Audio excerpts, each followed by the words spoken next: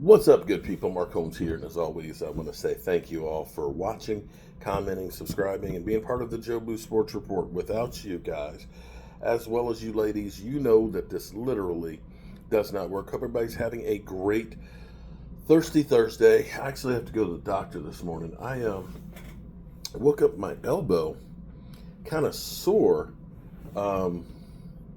just kind of touching it, but it's kind of swollen up and red to the touch. You see that? It's got a lot of swelling. I think it's bursitis. I could be wrong, but I hope that it is just bursitis because I'm just remembering in '94 I had kind of a similar situation on my knee, and it was just felt kind of arthritic. I thought maybe I twisted my knee on Wednesday, and then on Thursday it started to swell up. And it started getting kind of red like this is, where I started doing that. Friday, it had really started swelling up and started getting very, very warm to the touch. Saturday, it was the size of a basketball, and it was about this red.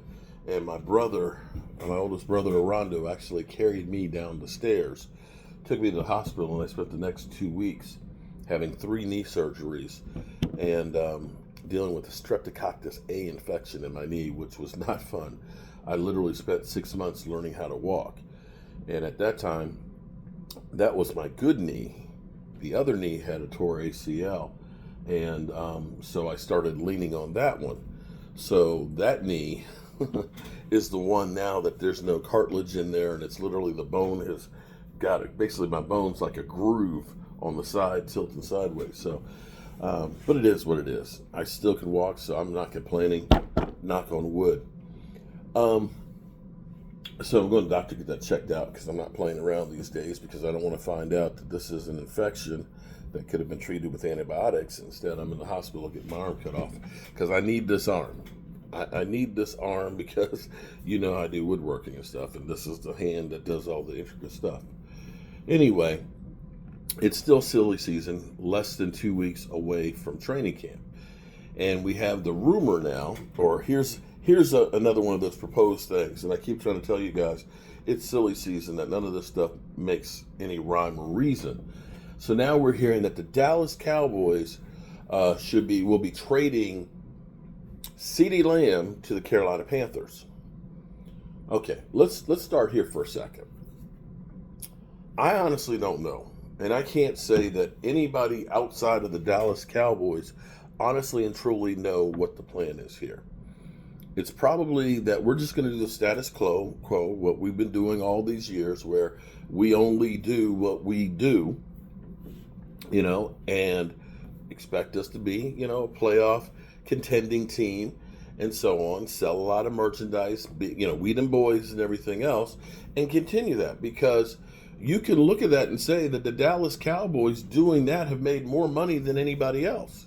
Why change, the fat goose? I mean, you got teams that have been winning Super Bowls that aren't anywhere close in value to what the Cowboys did. Because if it was about winning Super Bowls and making all the money, New England would be the richest franchise in football, or right now Kansas City would be coming up the side of it. But the Cowboys haven't done anything in forever. So I believe that it's going to be the status quo. But if the Cowboys, if you're all in, be all in. If you're about blowing it up, blow it up. Right now, we are half-assing both situations.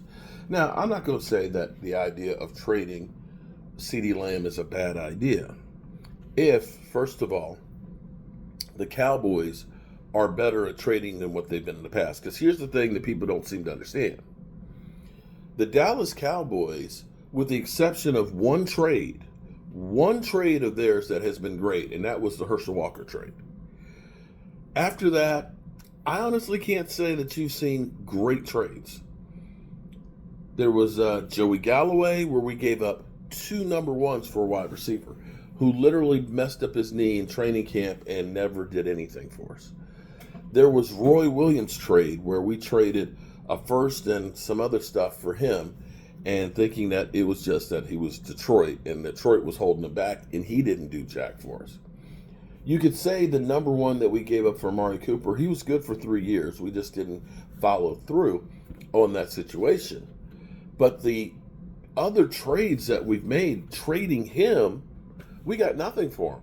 And when you look at the players that we've had that have been great players, typically we've held on to them too long where there is no trade value.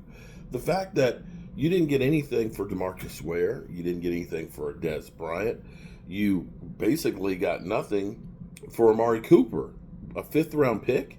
You gave up a first for him, you got a 5th-round pick. The Cowboys are not good at trades. So the first thing you have to say is, will the Cowboys actually... Oh, and let's talk about Trey Lance. You see what the other quarterbacks of his draft class went for. 6th, 7th rounders? You gave up a 4th to a team that doesn't like you and doesn't want to trade for you, but you blew them out of the water. We could have literally used that 4th-round pick to have gotten a running back, and we wouldn't be talking about Leonard Fournette. So you have to first say that the Cowboys are able to get good value for making a trade. As it stands right now, the Cowboys are a mess as far as trades go. So understanding that you only got a 5th for Amari Cooper, if you're using that same scale, so you getting a 2nd or a 3rd for Ceedee? I'm not trying to be funny. I'm being honest here. But if you are saying that we're going to blow it up next year, that we're going to see what happens, right? Just like, listen, if you have in your mind that you're going to blow it up, why wait? Right now, fire sale to pieces. Get what you can get now and be as bad a team as you can be for this year, so that way you're in a position to get your next quarterback, to start the process over. Because the problem you have right now is, if you bring back Ceedee Lamb, you bring back Dak Prescott, you're going to be a playoff contender. You can say, yeah, I'm going to let Dak walk. But if you're a playoff contender, you're talking about a draft pick that's back up in the 20s. You're not getting that quarterback that you deem to be the guy in the 20s. You need to be up at the top of the draft, which is why go ahead, trade. If you can get a first like A.J. Brown, although looking at the Titans trading A.J. Brown, since they made that move, what have they done? I'll wait. Are they rebuilding? It's been a couple years now. It's been, 2 years? And they're in worse shape. But be that as it may. If you're looking at it from the standpoint of saying, we're going to blow it up, we're going to give it one shot, then as you have your coach, your quarterback, and your wide receiver on the last years of their deals, if you're looking to say we're going to start over, then why isn't it that you're not trying to swing for the fences now? If you are starting all over, then you say, okay, we're not going to pay Ceedee Lamb. We're going to make him play this year on his contract. I get it. Although you'd be better off signing him and getting the extra cash.